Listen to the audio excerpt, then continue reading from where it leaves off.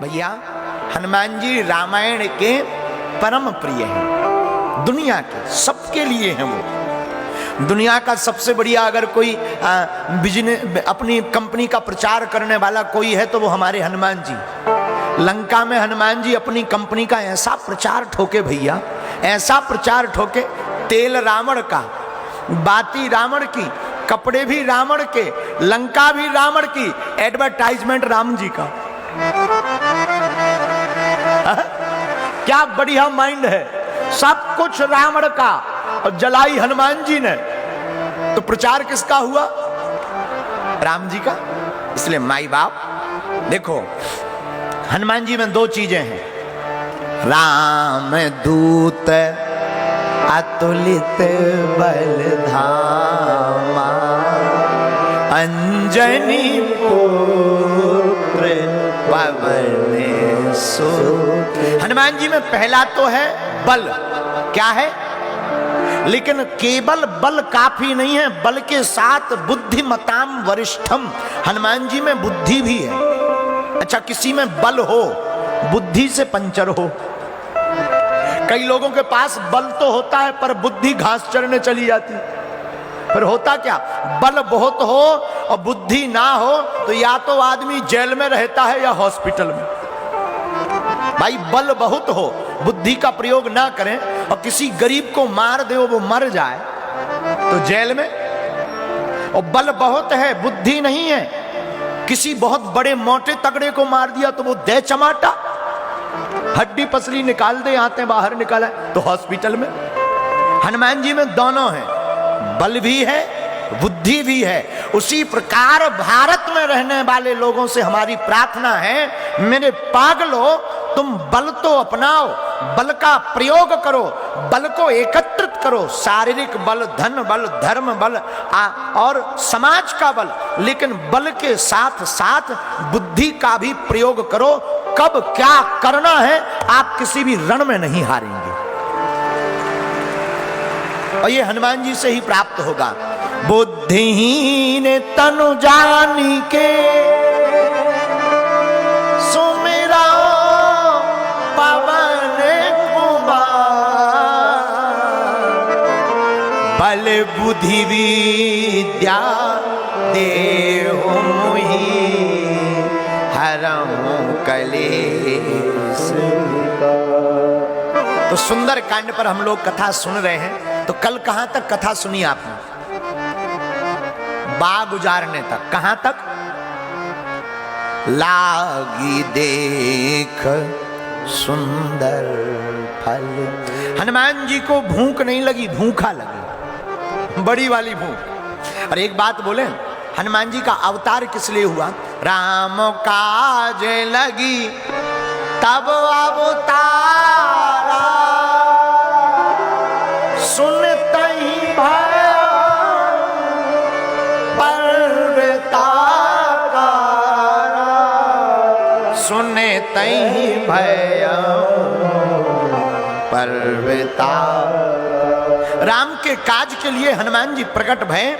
तो हनुमान जी बल का भी प्रयोग करते और बुद्धि का भी।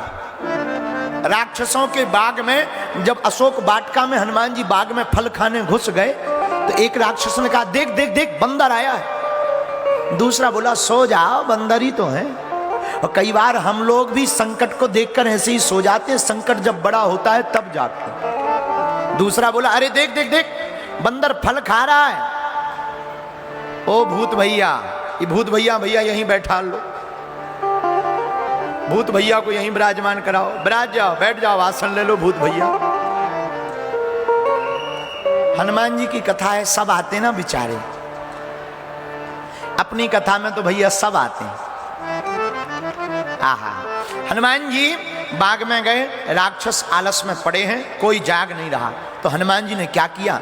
खाय सुफल अरु बिटप उपारी, रक्षक मर्द मर्द मही डारे। पेड़ों को उखाड़ने लगे हनुमान जी। रावण ने अक्षय को कुमार को भेजा, बेटा है, और जैसे ही अक्ष हुआ समक्ष और हनुमान जी ने एक मुक्का मारा, सोई जय जय सीताराम। रावण ने मेघनाद को भेजा। मेघनाद रावण का बेटा है, बहुत बलवान है, उसका नाम है एक इंद्रजीत। लेकिन रावण का बेटा इंद्रजीत, उसने इंद्र को जीता। और हनुमान जी हैं इंद्रिय जीत, उन्होंने इंद्रियों को जीता है। रावण का बेटा इंद्रजीत जो मेघनाद है वो है बलवान, और हनुमान जी हैं अति बलवान। रामदूत अतुलित बल, इनके बल का पता ही नहीं है कि कितना है। कल हमने बताया ना, 10,000 हाथियों बराबर जिसमें बल होता है उस हाथी को कहते हैं दिग्गज, और 10,000 दिग्गज हाथियों बराबर जिसमें बल होता है उसे कहते हैं इंद्र का हाथी ऐरावत। 10,000 ऐरावत हाथियों में जितना बल होता है उतना होता एक इंद्र में, और 10,000 इंद्र में जितना बल होता है उतना हनुमान जी की पूंछ के एक बाल में होता है।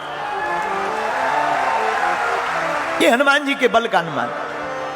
तो हनुमान जी इतने बलवान, लेकिन मेघनाद ने ब्रह्म अस्त्र ही साधा कपिमन कीन विचार, जो न ब्रह्म शर्मानयो महिमा मिटय अपार। ब्रह्मास्त्र का प्रयोग किया, हनुमान जी ब्रह्मास्त्र में बंध गए। क्यों बंधे? क्या कमजोर पड़ गए? नहीं नहीं नहीं नहीं, हनुमान जी इसलिए बंध गए कि ब्रह्मा जी के अस्त्र का अगर हम ही सम्मान नहीं करेंगे तो कौन करेगा। और वृद्धों का सम्मान करना चाहिए, अपने से बड़ों का, माता का, पिता का, गुरुदेव का, और अपने से बड़ों का सम्मान करना चाहिए। हनुमान जी ने सम्मान किया। रावण के सामने सब ले गए हनुमान जी को, चलो। देखी प्रताप न कपिमन शंका, रावण के प्रभाव को देखकर हनुमान जी के अंदर तनक सा भी डर नहीं है। रावण बड़ा बलवान, बड़े बड़े देवता हाथ जोड़कर खड़े। हनुमान जी बोले खड़े होंगे, रावण है तो क्या हुआ, हम भी क्या कम है। बोलो जय सिया राम, जोर से बोलो। हनुमान जी डिगे नहीं, न मन में शंका हुई। क्यों? क्योंकि देखो, मन में शंका वहां होती है जहां कुछ ना हो। जिनके सिर पर श्री सीताराम का हाथ होता है वो लंका में भी शंका नहीं करते हैं। हमारे परम पूज्य गोस्वामी, परम पूज्य गोलोकवासी संत श्री राजेश्वरानंद जी कहते हैं, सिर पर सीताराम फिकर फिर क्या करना, सिर पर सीताराम फिकर फिर क्या करना, क्या करना क्या करना, फिकर फिर क्या करना, तेरे बिगड़े बनेंगे काम, फिकर फिर क्या करना, मेरे सिर पर सीताराम फिकर फिर क्या करना। पितु रघुवर श्री जानकी मैया, अब क्यों परेशान हो भैया, अतुलित बल के धाम, फिकर फिर क्या करना। बोलो सिर पर सीताराम फिर क्या करना। जिसके साथ भगवान का हाथ होता है, देखो हमारा होना चाहिए माथ, भगवान का होना चाहिए हाथ, और भगवान का हाथ हमारे माथ पर रख जाए तो तुम्हारा कोई भी बाल बांका नहीं कर सकता है। बोलते रहेंगे पर कर कुछ नहीं पाएंगे। बोलने वाले ने तो प्रभु श्री राम को भी नहीं छोड़ा, पर हम आपको कब छोड़ेंगे। लेकिन वो राम है, हम लोग आम हैं। आम होते हुए भी अगर प्रभु पर भरोसा रखेंगे तो हमारा बाल बांका नहीं होगा। उसी प्रकार हनुमान जी रावण के सामने खड़े हैं। रावण बोला तुम्हें डर नहीं लग रहा? हनुमान जी बोले तुम्हें नहीं लग रहा? रावण बोला हमें नहीं लग रहा, पर तुम्हें डर नहीं है, तुम्हारी मृत्यु हो जाएगी। हनुमान जी बोले देखा जाएगा, मरना तो सबको ही है, अगर तुम्हारे हाथों ही मरना है तो नो प्रॉब्लम। रावण ने मृत्यु को खड़ा कर दिया बगल में, हनुमान जी के बगल में। हनुमान जी ने मृत्यु को देखा, धीरे से बोला जय सिया राम। रावण बोला अब डर लग रहा, देखो मौत तुम्हारे बगल में खड़ी है। हनुमान जी बोले खड़ी हमारे बगल में, देख तुम्हें रही। हमारे बगल में जरूर खड़ी पर देख तुम्हें रही। तो रावण बोला मौत हमारी सेवादारनी है, हमें क्यों खाएगी। हनुमान जी बोले ये तुम बाद में पूछना, वो अभी हमारे कान में पूछ रही, अभी मिश्रा फिट कर दे के बाद में। रावण बोला बड़ा गजब का बंदर है, एक तो बंधन में है, हनुमान जी बोले हम बंधन में नहीं हैं, राम जी के बंधन में हैं। हम बंधन में नहीं, हम तो राम जी के बंधन में हैं। और सच बात है, दुनिया में तुम्हें किसी के बंधन में ना रहना हो तो प्रभु श्री राम के बंधन में रहना चाहिए। अच्छा एक बात और, रावण को सबने समझाया, शंकर जी ने नहीं समझाया, मंदोदरी ने समझाया, यहां तक कि उनके रावण के पिता दादाजी विश्वामित्र के पिता मुनि पुलस्त ने भी समझाया, उन्होंने भी समझाया रावण मान जाओ, पर जो ज्यादा खोपड़ी वाले होते हैं वो मानते नहीं, जिनका ज्यादा दिमाग होता है वो मानते नहीं है। इनको तो भगवान ही बीच बीच में ठिकाने लगाते रहते। बोलो जय सिया राम।